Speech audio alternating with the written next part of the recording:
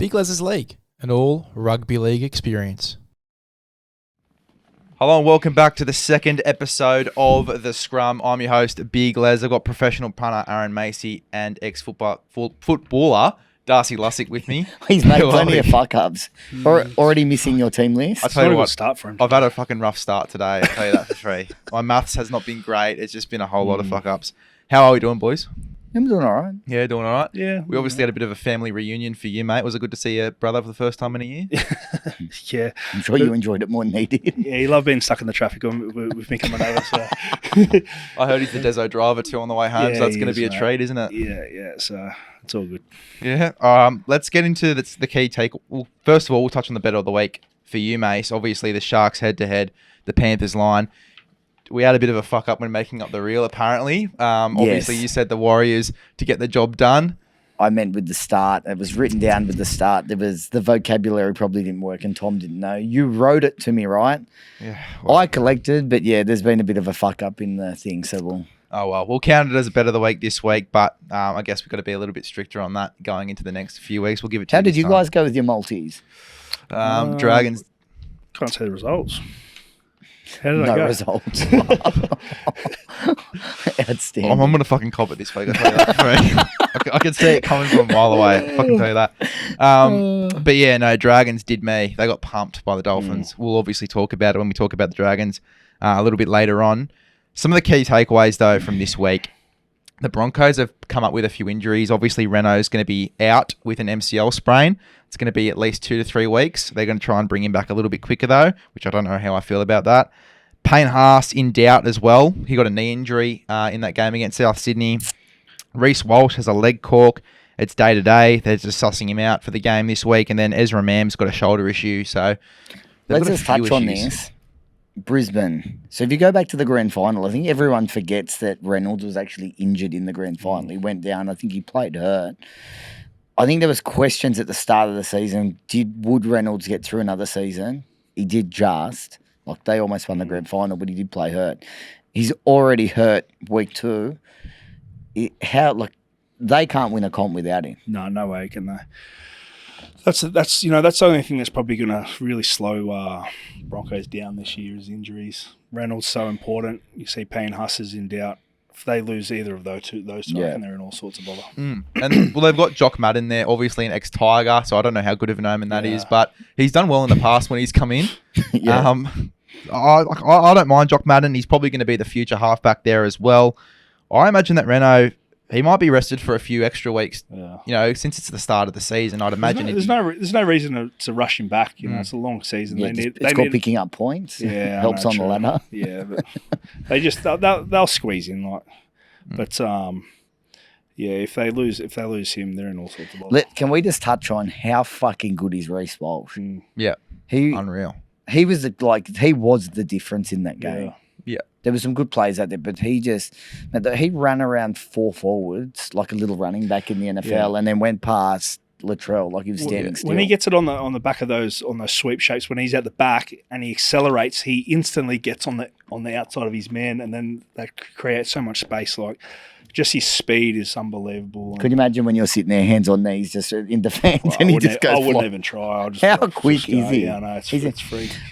Just someone else though, they've got to give big kudos to Pappenhausen. How fast did he look, mate? I'm surprised that after he had that ankle injury, how well he's come back. Like, he hasn't missed a beat. Like, he's in good form. That play with them going down the short side and then the back row gives the inside ball for him to run straight through. That double wrap around and cuts back through, It reminds me of Billy Days. How quick is he off the mark? And just those back rowers have a lot of skill to get that ball away that quickly as well. It was unreal. Yeah, no, playing enormous. Broke the Wires' hearts, that. Oh.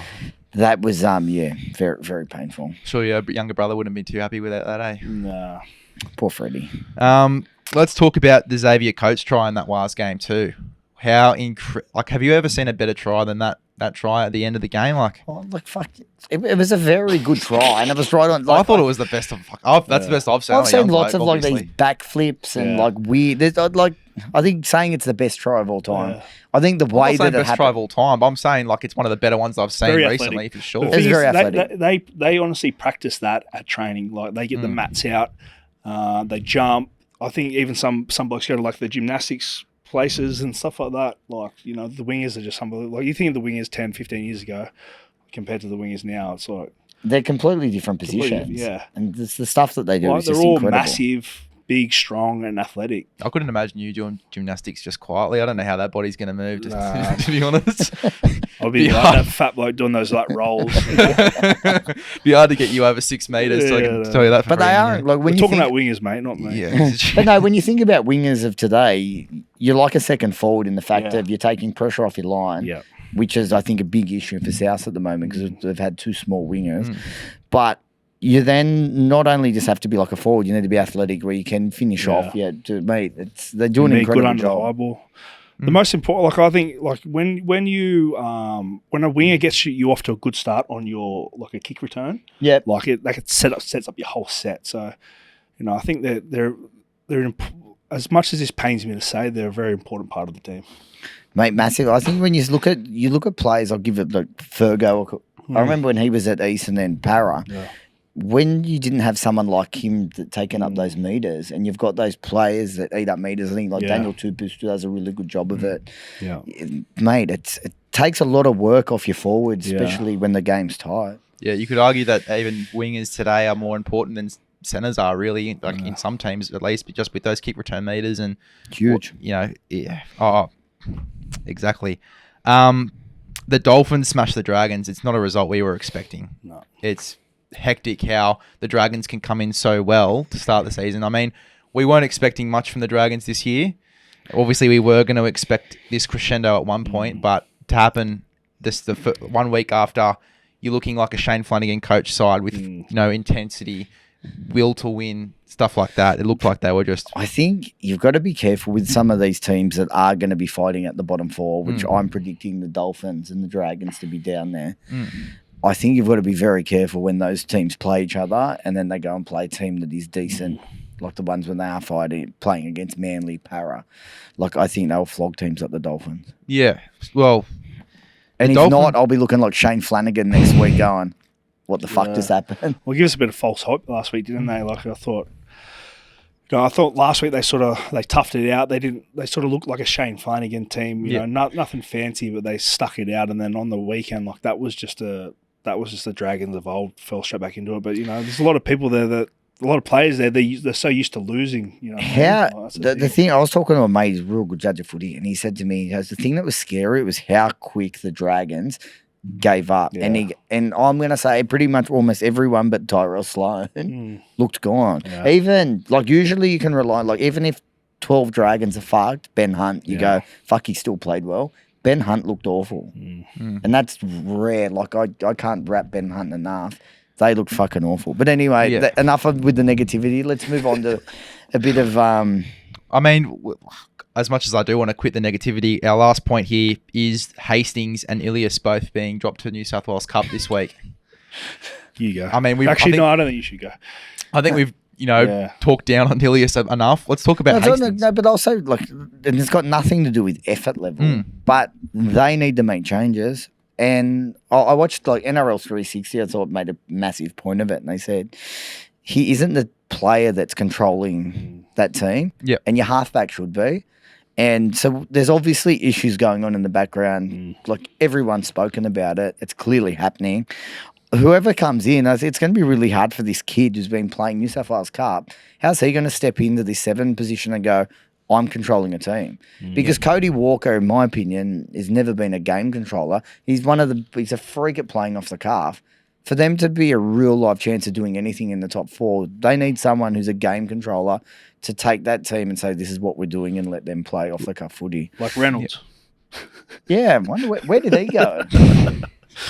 Yeah, It's come back to bite him, hasn't it? Still breaks my fucking heart, doesn't it? Hastings, though, like, I don't know how you can drop your halfback after, yes, not looking so good in round 1, but you definitely had a good first half. It was more so the second half, just, with a few errors and mistakes. I think they didn't shut the game down. Yeah. And when you get that big of a lead, as a halfback, you should be controlling.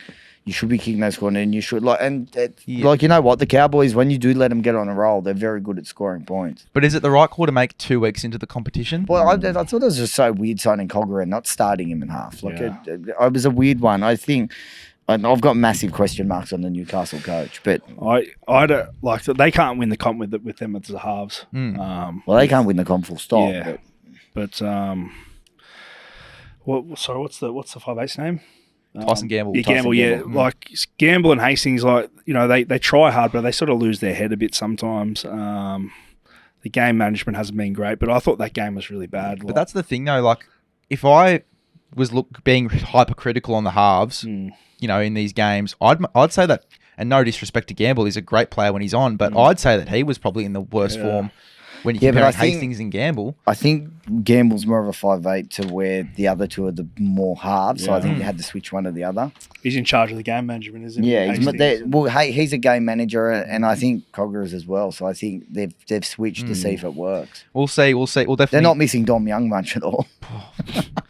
They are a bit, I'll tell you that. And then they're going to have, obviously, Marju out as well this week. Big loss. Broken his wrist, so he's going to be out for 4 to 6 weeks. There's a lot of question marks around the Knights, and I didn't expect them to have this many questions about them in round 2 or round 3 now. It's definitely going to be interesting for them this week. Let's talk about round 3. Let's get straight into the games. The Panthers and the Broncos. Now, the Broncos, we've talked about how many injuries they do have going into this game. You know, potentially having both Haas and Reynolds out. Reynolds just for the moment. And the Panthers, you know, obviously in round 1, they lacked a little bit of direction. Round 2, they sort of got everything together.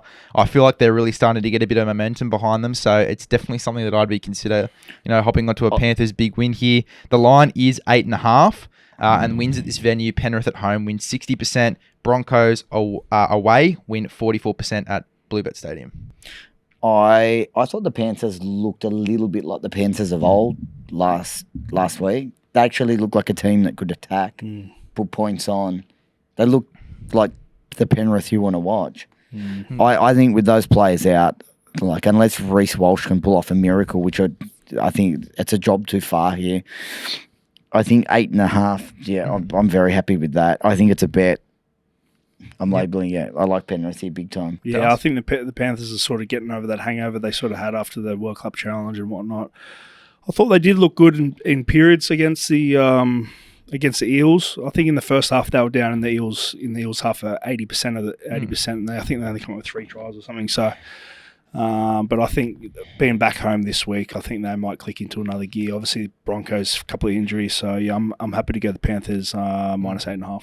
And I guess the excuse for the changing game plan as well, you look at the teams that they've versed. Obviously, Melbourne have humongous wingers. Will Warbrick, Xavier Coates. They didn't want to kick on last tackle because they didn't want the repeat set because they knew that guys like Will Warbrick, Xavier Coates, they were going to be outstanding in the air. They were obviously going to get the ball back every time.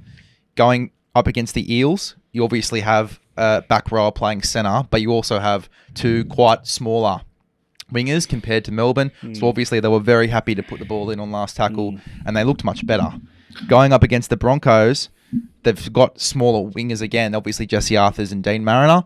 I think that Cleary's going to have a night out with his kicking game. I think that the Panthers, I'd even reckon Panthers 13 plus could be a bit of a smoky bet to put on for sure. I think that they can definitely get on a roll here. I don't even think it's the smoky. I think it's near about's favourite. I think that's, it's done. Fisher Harris is still out, but I think they've got That's a big loss. That's definitely a big loss. But I just think Brisbane are missing too many key players. Yep. I think Panthers could get on a little bit of a roll. I think, and they're at home.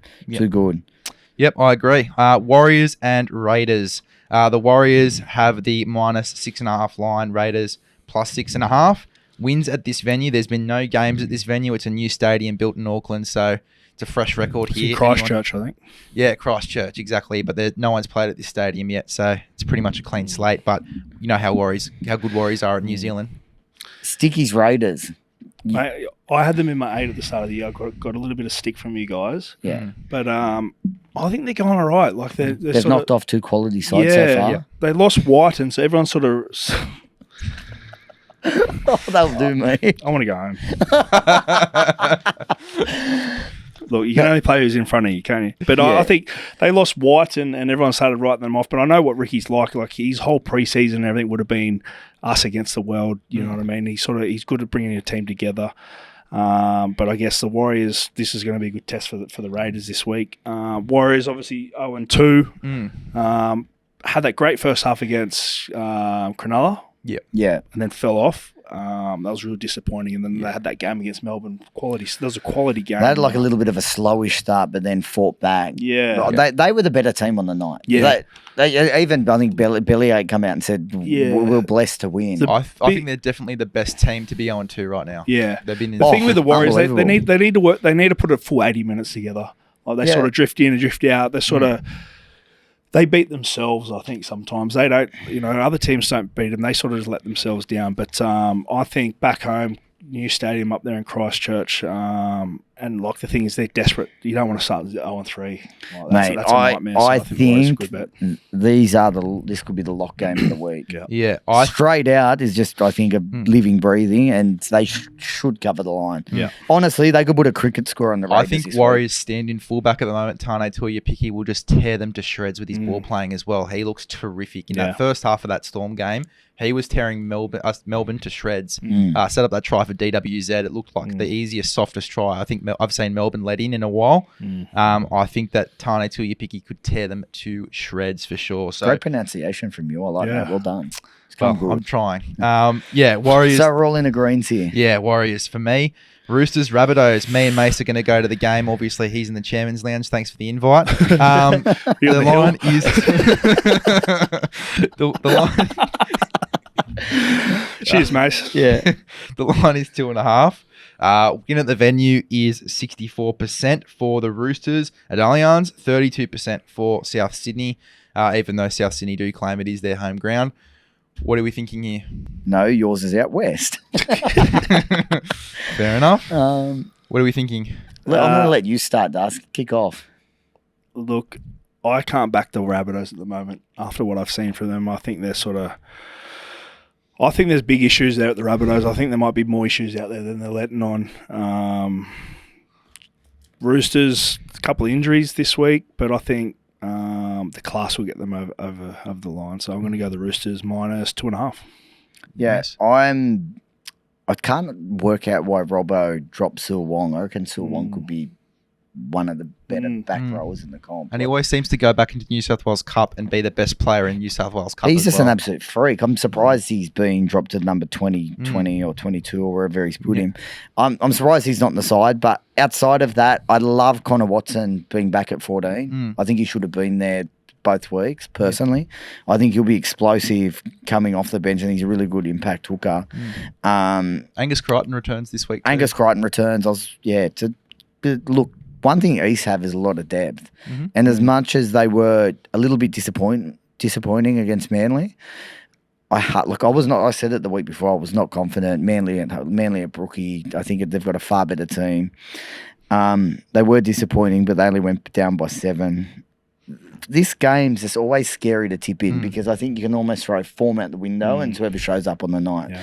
But looking at it on form, I think East should win, and I think East should win relatively comfortably. Yeah, I'm the same. Look, I'm tipping with my head and not my heart here. It's not good. He's tipped everyone that we have. Yeah, I know. I'm a South supporter. Of course, I've got to give you the bad omen. Listen, but seriously, though, I do think that the Roosters have the better quality team going into this one. I think that it's a big call bringing in Dean Hawkins this week. Yes, Dean Hawkins, if you compare their form, I know that Dean Hawkins is playing a New South Wales Cup, but he's been in the better form. He's won a comp last year with that New South Wales Cup side, and then they won the state championship as well. I mean, Hawkins, it seems like his direction, and he's a lot more vocal. Obviously, coming into this first grade side with Walker and Latrell is definitely going to be a test for him, but I think that Rabbitohs as a whole at the moment, it's just not clicking for them at the moment. For the Roosters, it is. I think that the Roosters will get the job done there as much as it hurts me. Bulldogs and Titans. The line is 1.5. That was a drastic change with the line. Obviously, it was 7.5 to start the day and then moved to 1.5. Wins at this venue at home for the Bulldogs. They win 42% of games. Titans have only played the one game there, so they're at 100% at the moment. What are we thinking here? I like the Titans. Not with any great confidence. I just think the Bulldogs are still looking very, very average. I can't be on a Bulldog side with Drew Hutchison starting at 7. But what do you does? Look, I got no confidence in either of these teams at the moment. Titans have showed nothing during the trials, and round one was pretty poor. 4 and back this week. 4 and back's a plus, massive. Yeah, that's a massive, massive plus. I think the Bulldogs at times have shown a little bit of fight. I think their defense has been outstanding. Yeah, too. I think their defense has been good. They're just lacking. They did go with Cronulla for not a long way, but they went for a good 50 minutes or so before Cronulla put the foot down. They're just lacking a little bit in attack. Which I've still got massive question marks over the half. Look, I'm going to go Titans. With no confidence. I had the Bulldogs here, but now I'm thinking 4 and back. It's one of those games you sit there and go, oh my God, the Bulldogs won. Oh my God, the Titans won. And you just the Bulldogs could come out and, put 20 or 30 on them. Or you could just go, I just lost 80 minutes of my life watching it. Yeah. I think it could be an absolute shocker. It should be on a Sunday. It looks like it's going to be a slinger. I'm sure you blokes will like this. I'm going to go with the Bulldogs here. I back their defence. Yeah, baby. I back their defence. I do have question marks around their back line as well. Carraz missed 7 tackles last week, defending on an edge. Obviously, a much better winger for me than he is a centre. It is going to be a test for defending against, whether it be Brian Kelly or AJ Brimson.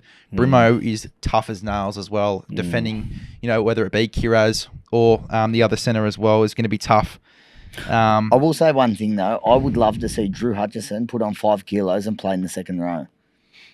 And be a ball playing. I back edge. it too. I'd love to see him as same a ball mold as playing like edge. Glenn Stewart. Yeah, like even, and I don't want to, not in the same talent level, but even like you saw John Sutton late in his career, he's got that ball playing ability. Put on a little bit of size, run hard. But you know what I reckon? I reckon they're missing Sexton's pace as well. It seemed like when Sexton came in at the back of the year, they were playing a lot faster footy. Yeah, I agree. And they've got a team to play fast footy. They've got Critter, they've got Kickow. They've got some real stars. And then they've got Hutcho who's as fast as you. Well, exactly. So, it doesn't really provide too much pace for you there, Hutcho, unfortunately. You should do some training with Roger Fab. I've got the Bulldogs, though. I back their defence. And with the Titans, obviously not having Campbell or Fafita back, I think the Bulldogs will defend the Titans quite well. And then it'll be such a grindy game where definitely tight one, low scoring. Bulldogs will win it, though, with their defence. Dragons and Cowboys, the line is 7.5. Wins at this venue. Dragons win 59% of games at home. Cowboys win 22% of games at Dragons home. I think I'm still going the Cowboys, though. I don't think that the Dragons are going to go too well against the Cowboys side that's looking quite good at the moment. Yeah, it's hard to back the Dragons after last week. Cowboys, obviously a little bit disappointing round one. I thought they were pretty... I'm not sure they were good round one. I thought they were a little bit disappointing last round. I know they only got over the Knights, but I thought like their ball control was atrocious. Yeah. Look, I don't know how the Dragons are going to respond. Wynn Stadium is on a Saturday night. Is it Saturday night? Yeah. Yeah. Wynn Stadium on a Saturday night. It's not the most enjoyable place to go. Look, I'm going to go the Cowboys. I think their class will just get them home. Yep. Mace? Mate, this is an absolute gun to my head. I don't want to bet. I'm just going to go the home team with the start, the Dragons. I think Coach is going to rip shreds off them. Yeah. Yep. I wouldn't be surprised to see him get beaten by 40 again, but I'm just going to go home team with the start. Yep, perfect. Tigers and Sharks. The line is 11.5. It's the biggest line of the week. Wins at this venue, 55% for the Tigers at home. Sharks, 44% at Leichhardt Oval. It surely has to be a good omen for the Tigers at Leichhardt, but I just can't see it. The Sharks, for me, last week were outstanding. Yeah, the Sharks have been good. Like I sort of wrote them off at the start of the year. But yeah, they've been good. Tigers. Were they not in your 8? I don't think so. And I reckon there's a massive chance within about 3 or 4 weeks they will be on top of the ladder. Maybe. It's a big call. We'll have to see. There's a big chance. If you look at how they've actually got the best draw, and they're playing really decent. Yeah, they're playing good. Like they're playing really good. So, I'll cop that one on the chin. But Tigers, they were, what we expected. I think pretty poor. I thought their defense is awful. I'm pretty sure they were in the top 8, weren't they? No, they definitely won't. Galvin, I thought Galvin was good. Like I sort of hadn't. I hadn't heard of him before I seen the game. I seen them talking about him in the pre-game. And I thought he was good. I thought he was composed. He didn't look overawed or anything. he had a few nice touches, like that inside ball was nice. He made that break. I think he's going to be a good player, but the thing is, he needs some players around him. Yeah. Sullivan, I just didn't understand that signing to start with. Like he couldn't really break into the Dragons team, and then they've signed him on a 4-year deal at big money. So I thought that was a bit of a desperate signing, and then he got hooked. I will say though, for Bud, he did kill it in New South Wales Cup for the Dragons. It just was literally the fact that they backed Hunt more, and then Sullivan was more of a 7 than he was a 6, and it just didn't work, that marriage. And obviously they saw him as a hooker there. He didn't see himself as a hooker. Now it looks like he's going to be playing hooker off the bench again here for the Tigers. Yeah, I don't think he's. Yeah, but I hope he goes well. I got nothing. I want to see everyone go well, but I think Caesar brings that old head. He's been around. Probably help. He'll probably be good for Galvin, but I can't back him until I see something from him, and I've seen nothing from him, so I'm going to go Sharks. Their bench rotation is cooked at the moment as well. I mean, Seyfarth started at lock and played 20 minutes. And the thing is, they have no depth. Like I was watching their New South Wales Cup team on the weekend. They're probably one of the worst teams I've seen. Like, I don't. I'm sorry, Tigers, but they're one of the worst teams I've seen. And so the future's bright. Well, if you have a strong New South Wales Cup team or players down there putting pressure on you, think, in your NRO, think, we need to perform this week. Otherwise, this kid's, this young, hungry kid's probably ready to step up, but there's no young, hungry kids there. So Benji's captain coach next week, you reckon? Well, Big chance. Yeah, maybe. So I'm the Sharks. I don't need to same. even say anything. I'm just sticking with the Sharks. Everyone's on Sharks. Yeah. Sweet. Eels and Manly. The line here is 1.5. Eels win 63% at home. I'm sure Joey's there, loving that. And Manly 32% at Eels home. What are we thinking? I think this is a tricky game because I've obviously got pretty big raps on Manly this year. I thought the Eels were pretty good last week. Obviously, Penrith has got at home. I like the Eels at home. I'm going to stick there. Yeah, it's always a good game. Eels Manly, both teams always get up for it. Manly, I think they're good, really good this year. But Luke Brooks has been really good for that team. And the Eels have started well. Obviously, they didn't win last week, but there's some positive signs there. And I think going back home, I think Eels are going to win. Did he pay you to say that, or? Well, I'm going to drive home with him, so This is true. I don't want to cop it on the way home. So look, I guess again, this is going to be a good omen for you blokes, but I'm going Manly. I think that Manly get the job done, and I think they start really well as well. I think that their team at the moment just has so much pace at the moment with Luke Brooks obviously driving that attack as well. Him and DCE are building a really good combo. Turbo's looking confident in himself again as well at fullback. I just think that there's a lot going right for Manly at the moment, and I feel like with Mount Paseka in the front row running 200 metres a game, it's going to be hard to defend against. Sorry to you, Joey, there, but I think that Manly could get the job done here for sure. I think the Eels will definitely put up a fight, but I think Manly at the end of the day, they're going to start with a pretty decent record to start the year. And then Knights and Melbourne, the last game. The line is 1.5 also. Knights win 54% of games at home. Storm win 48% of games at Knights home. What are we thinking here? This was a tricky one for me because obviously you've got both the halves out for the Storm. Knights looked a lot better, but they still don't look like the team that I think everyone thought they would be. I think there's still a lot going wrong. It's not a game I'm keen to be betting in. I'm going to change my mind again. I'm going the Storm with zero confidence. Yeah, I'm short for me. I'm going to go the Storm. I don't have any confidence in the Knights at the moment.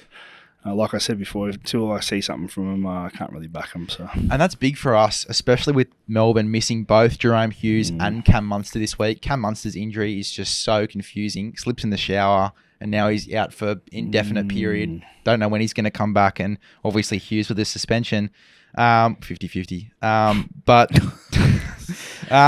sorry for the late mail there, guys. But yeah, no, I think Melbourne can still get the job done here. Pappenhausen looked incredible. It looks like that attack is flowing really well. Yep. I love Tyron Wishart. I thought when he came in at 7 towards the back end of the year and in finals, he looked terrific. And Jonah Pezzett, I've loved him at 5'8" over the past few weeks. I think he's looked really solid there.